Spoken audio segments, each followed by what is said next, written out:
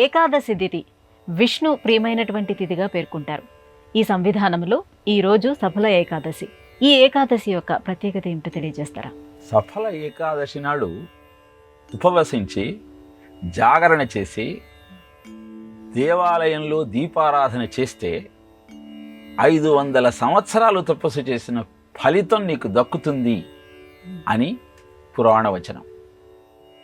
మనకు కాలక్రమంలో ఒక్కొక్క తిథికి ఒక్కొక్క ప్రత్యేకత ఉన్నది.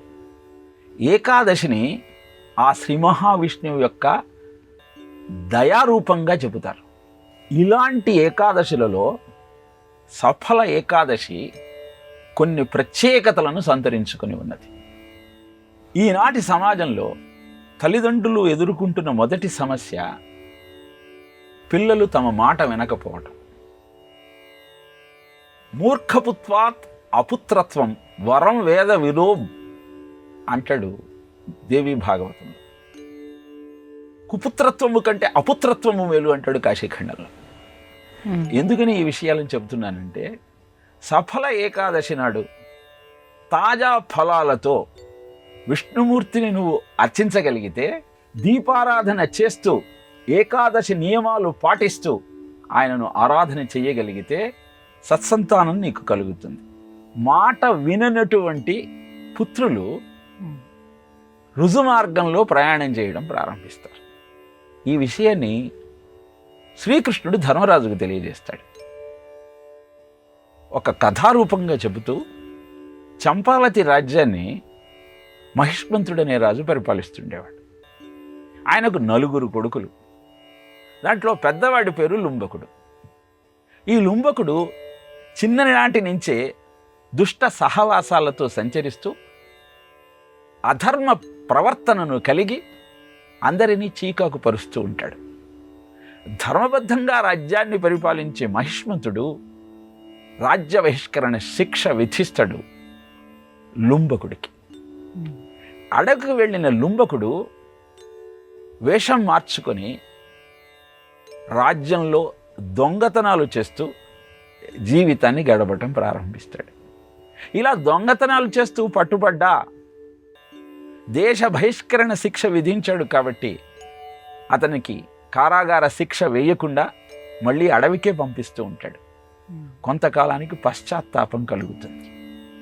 ఏం చేయాలని ఆలోచిస్తున్న సమయంలో ఈ సఫల ఏకాదశి నాడు అతనికి అది ఏకాదశి అని తెలియకపోయినా కలిగిన పశ్చాత్తాపం కారణంగా, ఏ ఆహారము దొరకని కారణంగా ఆహారాన్ని వెతుక్కునే ఆలోచనతో రాత్రంతా జాగరణ చేసి, ఆ జాగరణ చేస్తూ కనపడే వస్తువులు స్పష్టంగా గోచరించటం కోసం దీపాన్ని వెలిగిస్తూ రాత్రంతా గడిపాడు. సఫల ఏకాదశి నాడు ఈ విధంగా ఉపవసించి జాగరణ చేసి దీపారాధన చేసిన కారణాన విష్ణుమూర్తి సంప్రీతుడై ఉదయాన్నే అక్కడ ఒక తెల్లని గుర్రాన్ని ఆయనకు కానుకగా ఇచ్చి, నీలో పరివర్తన వచ్చింది, ఈ ఆలోచన విధానాన్ని ఇలాగే కొనసాగించు, ఇప్పుడు ఈ గుర్రాన్ని అధిరోహించి చంపావతి రాజ్యానికి వెళ్ళమంటూ ఆదేశిస్తాడు. అలా చంపావతి రాజ్యానికి చేరుకున్నటువంటి లుంబకుణ్ణి చూసి మహిష్మతుడు సంతోషించి ఆయనకు రాజ్యాధికారం ఇస్తాడు అని ధర్మరాజుకు కృష్ణ పరమాత్మ తెలియజేసి, ఈ అద్భుతమైన సఫల ఏకాదశి నాడు నీవు శ్రీ విష్ణుమూర్తిని అర్చించి నీ కోరికలను నెరవేర్చుకునేటువంటి విధి విధానాన్ని తెలియజేశాడు. ఈరోజు ఉపవసించి చక్కగా మంచి ఫలాలను నైవేద్యంగా పెట్టి రాత్రి జాగరణ చేసి ద్వాదశి నాడు పారణ సమయంలో ఉపవాసాన్ని ఛేదించాలి. ఈ 27వ తారీఖు పారణ 7:12 నుంచి 9:16 మధ్య ఉన్నది కనుక భోజనాన్ని ఆ సమయంలో చేయగలిగితే ఏకాదశి వ్రతాన్ని పూర్తిగా నిర్వహించిన ఫలితం మనకు దక్కుతుంది.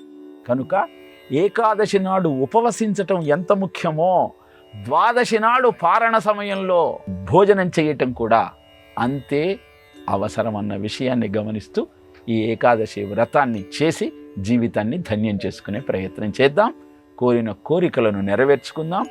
ఈతి బాధల నుంచి విముక్తి కలిగించే పర్వదినం సఫల ఏకాదశి అని కూడా చెబుతారు. కనుక పుత్రులలో సత్ చింతన కలగటానికి, కలుగుతున్న బాధల నుంచి బయటపడటానికి ఏకాదశి వ్రతాన్ని ఆచరించి జీవితాన్ని ధన్యం చేసుకునే ప్రయత్నం చేద్దాం.